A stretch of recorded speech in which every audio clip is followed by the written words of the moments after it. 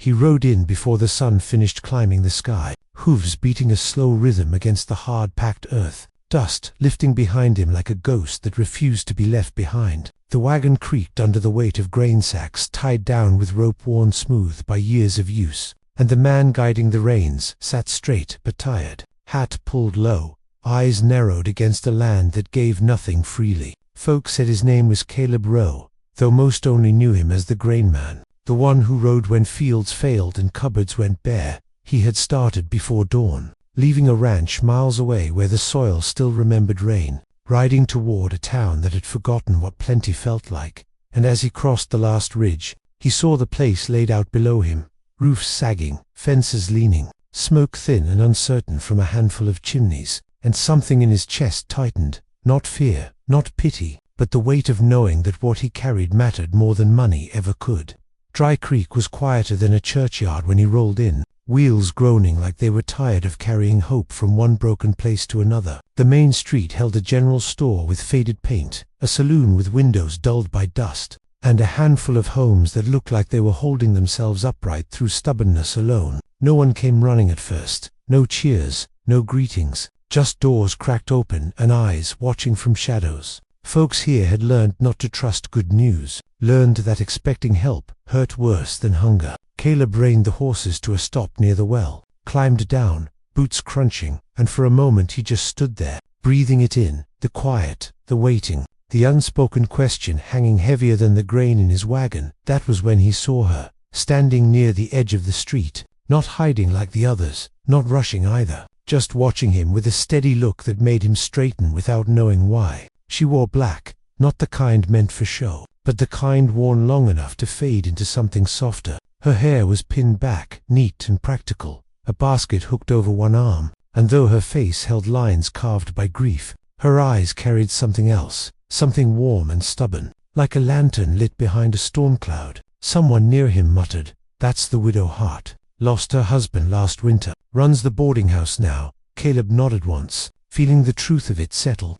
Widows had a way of holding towns together. When men fell apart, she was the first to step forward, setting her basket down beside the well, hands clasped in front of her. "You must be the one they sent about the grain," she said, voice calm. Carrying just enough to reach him without pushing, he tipped his hat. "Ma'am, brought what I could." She looked at the wagon, eyes moving over the sacks like she was counting not weight but meals. Children fed, nights survived. Then she smiled. Not wide, not careless, but real. "Thank you for riding all this way. Folks here don't say thank you much anymore." Caleb felt something shift at that, something small but important. Like a knot loosening inside him, words spread quick once she spoke. Doors opened wider. Men stepped out with hats in hand. Women gathered children close.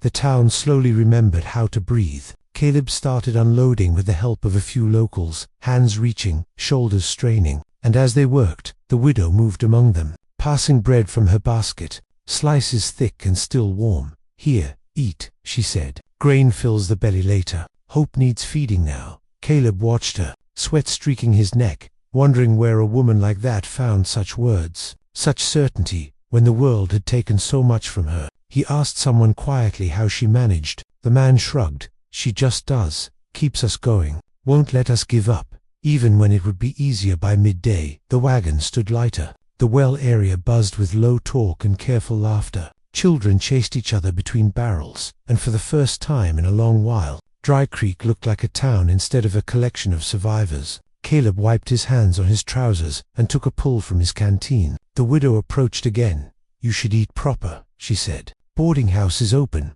Meals on me." He hesitated, used to riding on without staying, but something about her tone left no room for refusal. Inside the boarding house smelled of stew and clean wood, tables worn smooth by years of use, and as he sat, he noticed small touches. Fresh flowers in a jar, curtains mended with care, signs that someone here believed tomorrow was worth preparing for. Over the meal they talked, not about tragedy, not at first, but about the road, the land, the way weather could turn on a man without warning. She listened more than she spoke, eyes intent, and when she did speak, it was with purpose, telling him about the town, how sickness and drought had thinned it, how folks stayed because leaving felt like admitting defeat. "I can't fix everything," she said softly, "but I can remind them who they are." Caleb looked at her then, really looked, and understood that what she delivered every day was heavier than grain. She carried hope, rationed carefully, given freely, and never wasted that evening, as the sun dipped low and painted the town in gold and shadow.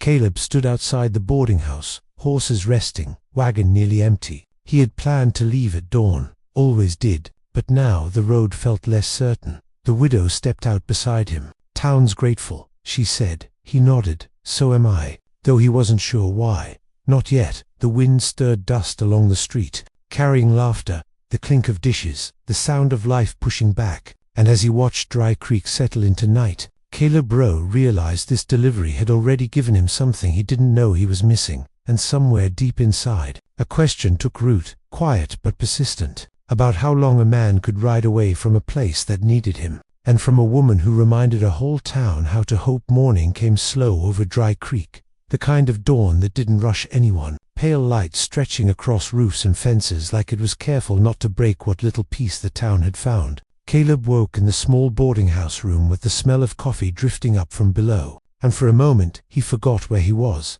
forgot the road, the deliveries waiting beyond the hills. Then memory settled back in, heavier than sleep. He dressed and stepped outside, expecting quiet, but found movement instead. Men repairing a fence near the store, women sweeping porches, children carrying buckets from the well, all of it small work, ordinary work. Yet it struck him how different the town felt already, like a body remembering how to move after lying still too long. And he knew, deep down, that the grain had helped, but not nearly as much as the woman who had taught these folks how to lift their heads again. He found the widow Hart in the kitchen, sleeves rolled, hair pinned tight, stirring a pot with steady patience. She greeted him like she had known him longer than a day. "Coffee's hot," she said, and he took a cup. Leaning against the doorway, watching her work. "You're always up this early?" he asked. She smiled faintly. "Town don't fix itself while you sleep." Her words weren't sharp, just true, and he felt that familiar pull again,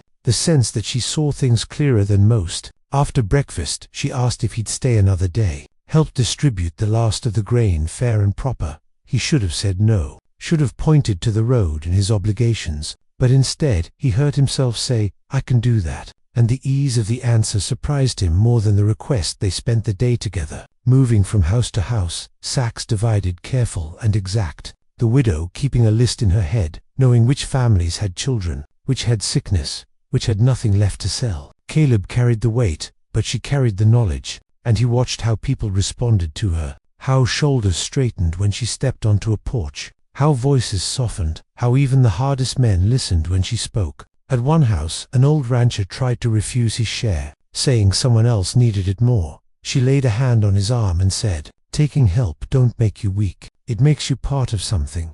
And the man nodded, eyes shining, and took the sack. Caleb felt a tightness in his chest, realizing how rarely he'd seen strength used so gently. By afternoon, the sky darkened, clouds rolling in low and heavy, promising rain or trouble, maybe both. A gust of wind sent dust spiraling down the street, and with it came riders, 3 of them, hats pulled low, guns visible, their horses moving with the restless energy of men who weren't there to help. The town stilled again, old fear waking up fast. Caleb's hand went instinctively to his side, though he wasn't carrying much more than a knife. The riders stopped near the saloon, eyes scanning, and one called out about supplies, about payment, about how a town ought to show gratitude for protection. The widow stepped forward before anyone else could, voice steady as she said, "We don't need protection, and we don't have payment to spare." The man laughed, a sound without warmth, and Caleb saw then how thin the line was between hope and harm.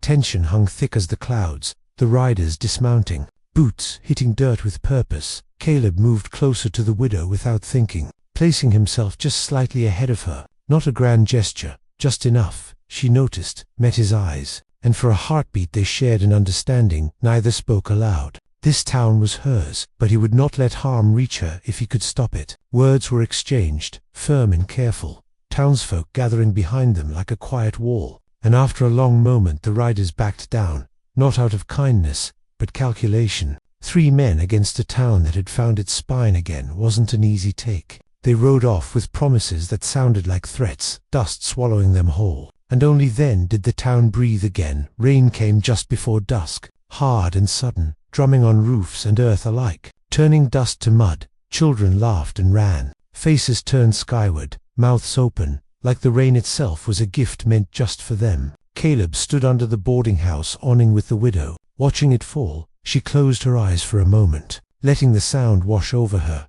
He asked quietly if she was afraid. She opened her eyes, looked at him, said, "Every day, but fear don't get to make my choices anymore." He nodded, understanding that better than he liked. They talked then about her husband, lost to illness, about how the boarding house had nearly closed, how she stayed because someone had to, and he told her pieces of his own story, the riding, the distance, the way staying anywhere too long felt like tempting fate. That night, the town gathered in the saloon, not for drinking, but for warmth and company. Candles lit, music played soft, laughter cautious but real. Caleb sat at a table with the widow, aware of how easily he fit there, how natural it felt to belong, a thought that unsettled him more than danger ever had. He caught her watching him once, not boldly, just thoughtful, like she was weighing something, and he wondered if she saw the restlessness in him, the way his eyes kept drifting toward the door, even while his heart stayed seated at the table. When the music ended and folks drifted home,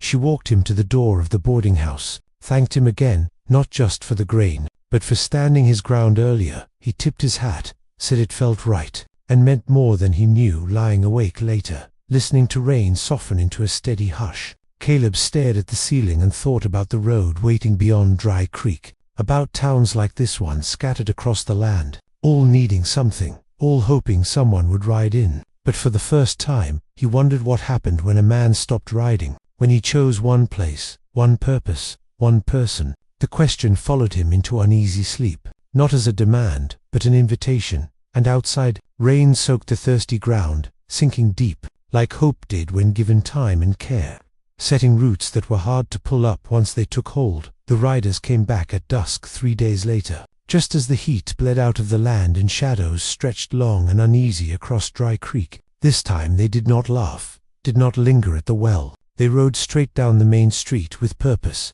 Larkin himself among them, broad-shouldered and smiling like a man who enjoyed proving that fear still belonged to him. Caleb was stacking lumber behind the boarding house when the sound reached him, hooves sharp and fast, the town freezing around it. He saw the widow step out onto the porch, spine straight, hands calm at her sides, and in that moment he understood that hope, real hope, never hid. It stood where it could be seen, even when it trembled inside. Larkin dismounted slow, boots hitting the dirt like a claim. He spoke loud enough for everyone to hear, said he had come for what was owed, said towns like Dry Creek survived on charity and deserved correction. Caleb stepped forward before anyone else could, the old instinct rising but tempered now by something steadier. He told Larkin there was nothing here for him, no grain to steal, no fear to feed on. The men behind Larkin shifted, hands near guns, the air tight as a drawn wire. The widow moved to Caleb's side again, her presence quiet but undeniable,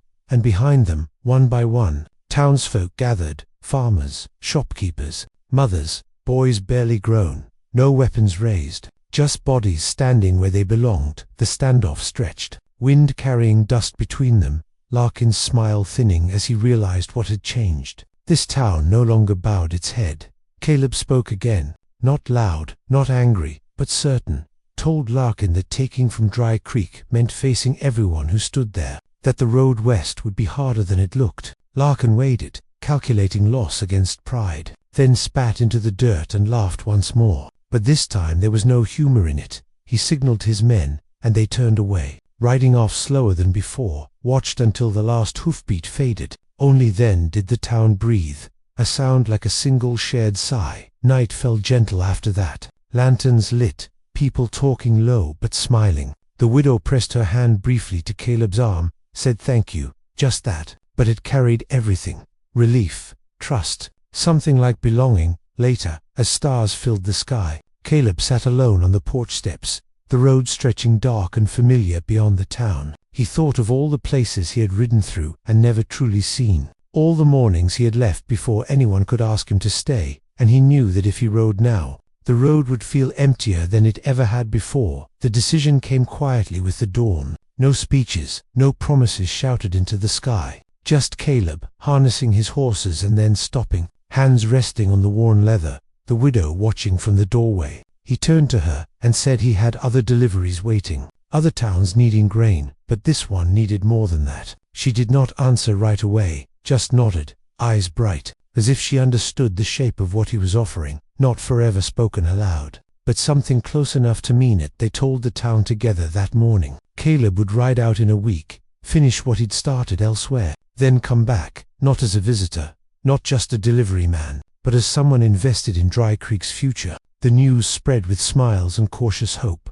No cheers, just a steady warmth, the kind that lasted. The widow organized plans, storage, planting, repairs, her confidence contagious. Caleb found himself smiling more easily, sleeping deeper, waking with purpose he hadn't known he was missing when the time came to leave. The town gathered again, smaller this time, but certain. Caleb mounted up, looking at the widow, at Dry Creek, standing a little straighter than when he first arrived. He tipped his hat, said he'd be back before the first frost. She told him she'd be waiting, not as a promise but a fact. As he rode out, dust rising behind him, the road felt different, no longer an escape, but a path that led somewhere worth returning to, long after he disappeared over the ridge. The town carried on, fields tended, meals shared, hope delivered daily by a widow who refused to let it die, and by a grain man who learned that what he carried mattered less than where he chose to set it down. Dry Creek would remember the winter not as the one that broke them, but as the one that taught them how to stand.